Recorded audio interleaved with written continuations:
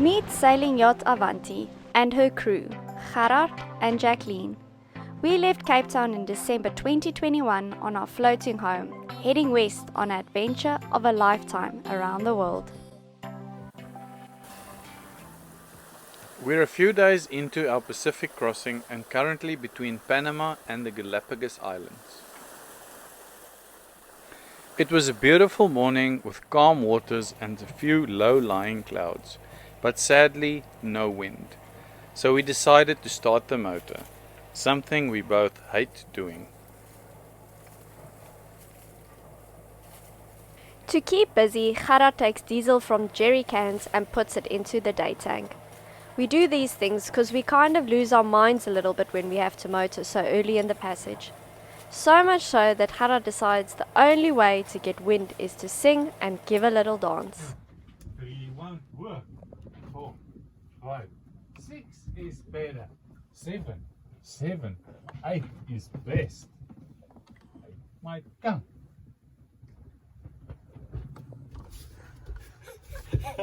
Wat doen jy? Laugh all you want. It might be strange, but it worked, and we were able to get back to sailing again.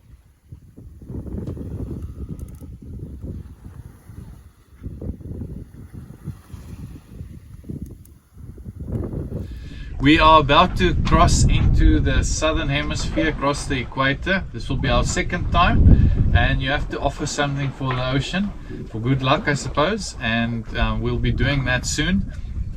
But just in terms of the weather around the equator here, strictly speaking, it's not really the doldrums yet, or the quiet zone between the southern and the northern hemisphere, because it's still summer in the southern hemisphere. The ITCZ, or the Intertropical Convergence Zone, is a little bit south of the equator. So we still have a little bit of wind here, although it feels like the doldrums. It's really quiet. We're only doing like 3.5 knots boat speed. And we lost the current that we've been having all this time. So. Yeah, we've been having a really good current in our back, and that seems to be diminishing. But we will definitely hit the doldrums in the next day or 2 days actually, and we're going to have to motor. The forecast is really light. So we're trying to save as much diesel as possible. Let's see how far we are from the equator. Okay, let the countdown begin. I'm going to sacrifice something very important to me, and that's a full Balboa. So hopefully the sea gods are very impressed with me. And Jackie's gonna sacrifice rum. I don't know why. It's probably more precious to me. Sailors give rum. I believe you should give what the sea wants. Okay, so we are giving rum and a Balboa. So, countdown. 3, 2, 1. Crossing the equator! Ah! No!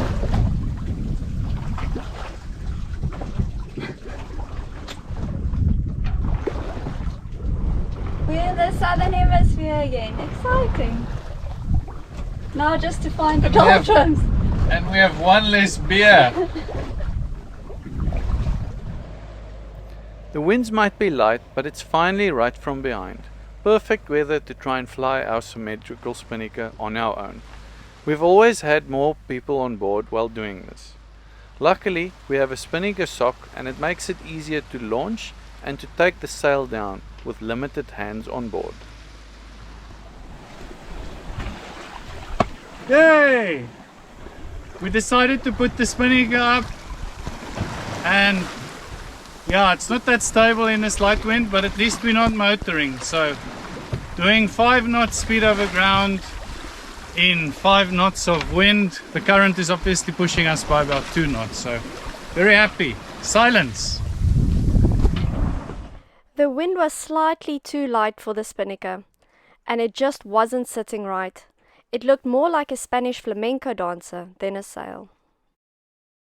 We just basically east of Galapagos Islands. There's quite a big exclusion zone around it, which is a nature reserve, about 100 miles. So unfortunately we can't see the island, but the weather forecast for the next few days is not good. We have basically no wind. Last night we motored right through the night, and we also want to get past this because the trades are shifting more south, the southerly trades. So to get to them we need to hurry up. So today we expected light winds and we've launched the spinnaker, so that's working very well. And tomorrow there's even less wind, so hopefully the forecast is a little bit light and there's actually wind so that we can fly the spinnaker opposed to motor for about 2 days. So we really hope for some wind so that we can go on. We won't fly the spinnaker at night, so if there's no wind tonight or very light wind we will probably motor again.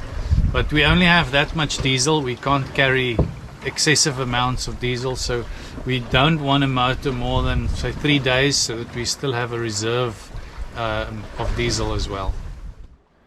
While we motor we consume about 2.5 liters per hour, giving us just less than 7 days of motoring time in total.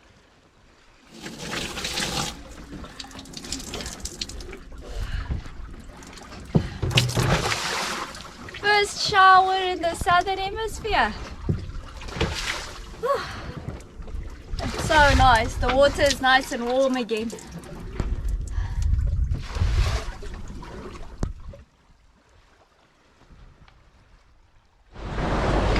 We had some trouble with the spinnaker. It actually wrapped around the forestay, and once it wrapped we got a wind gust and that put a ball in the top half of the spinnaker again, so we had to run forward and get it loose, but luckily the wind dropped like it's been doing the last few days and we were able to softly get it back down without any tears or needing to cut down any lines or anything like that. So it's back on deck, but now we need to sort out the mess of how it tangled on the inside of the sock.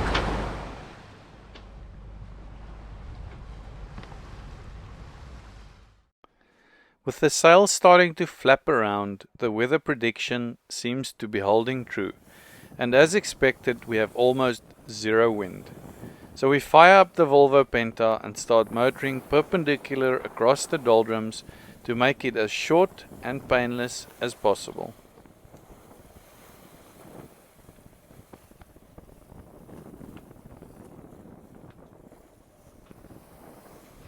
It's just after 4:30 about in the morning, and I've been on night watch. We've been motoring. We're in this lull just south of Galapagos, or about I think more than 100 nautical miles south of Galapagos.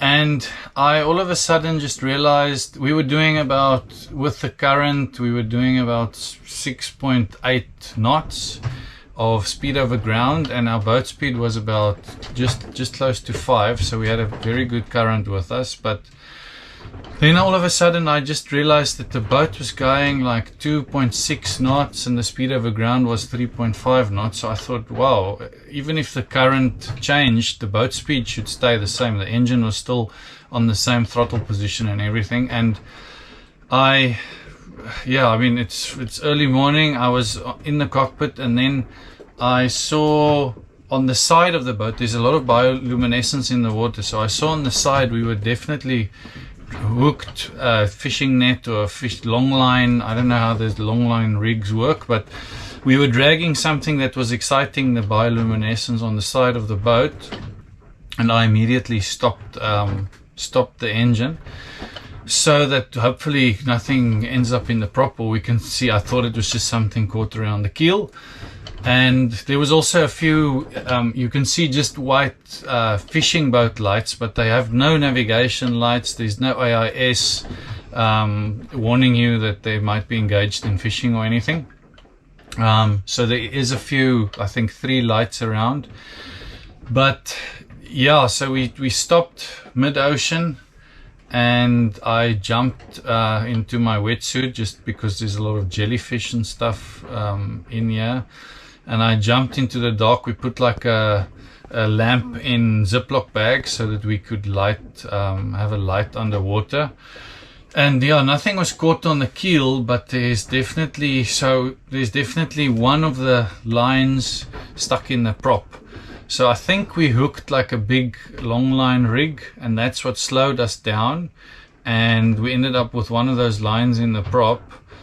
We did pull out the one end of the line and there was a fish head with a hook on it, but the other side is still in the prop, and we're gonna have to wait now till sunrise. It's about an hour probably till first light, so that I can go into the water again and try and cut it loose. And hopefully, because we have a sail drive, there's a seal between the shaft and the sail drive housing, and sometimes these fishing lines get into those seals and they kind of destroy them, and that makes your sail drive leak its oil out, or it leaks seawater in. So yeah, one of our friends actually did that with his own fishing lines when arriving in St. Helena.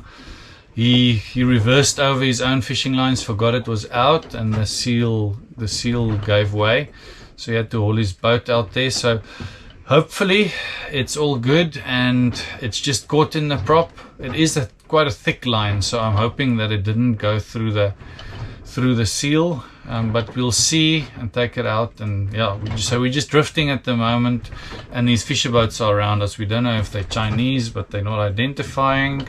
Well, they can't be identified, and we've heard that there is a lot of Chinese trawlers around Galapagos that's just outside the nature reserve that's catching fish here with long lines, and I think it's not allowed. While we're waiting for daylight, the boat's rolling a little bit. We are gonna just check so long if the seal around the sail drive shaft is completely failed.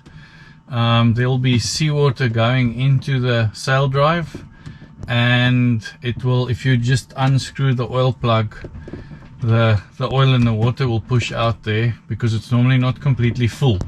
So we're doing that test while we wait for daylight.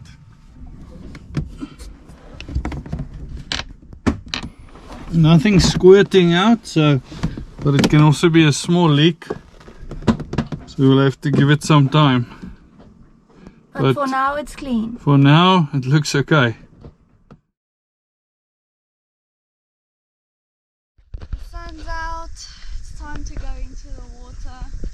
And the most ridiculous thing ever, my wetsuit has rusted by the zip. It can't zip up anymore. What is the point of making things with a metal zipper that's in the ocean? I don't understand it. Let's go. Get the fishing line off the prop. Let's get this done.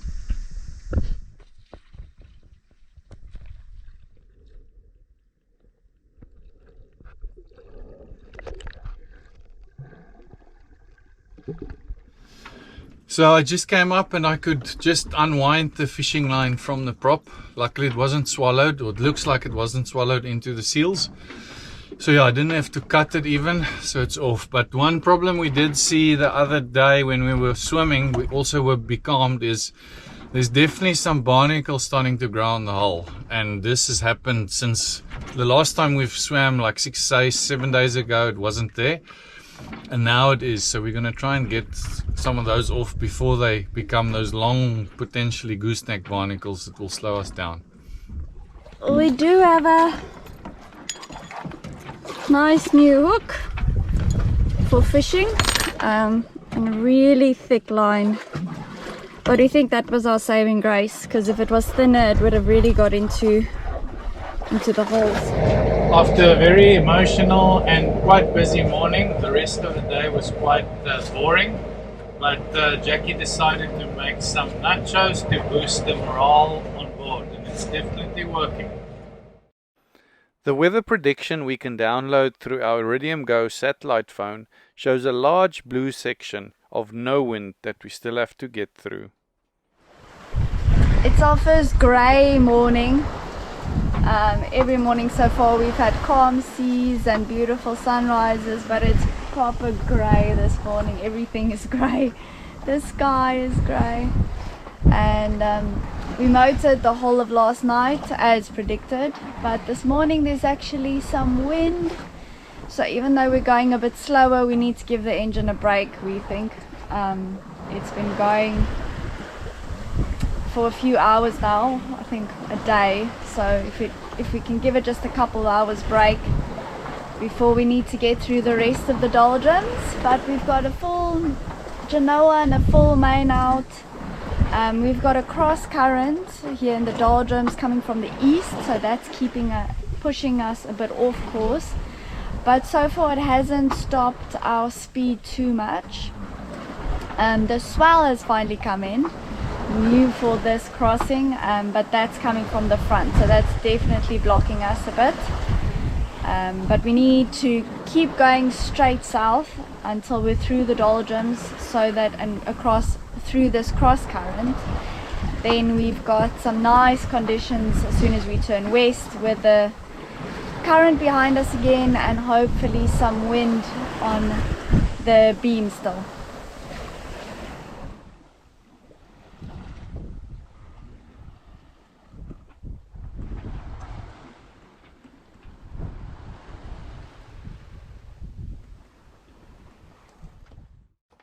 Join us next week as our sails fill with wind and we have a few friends joining us for the ride.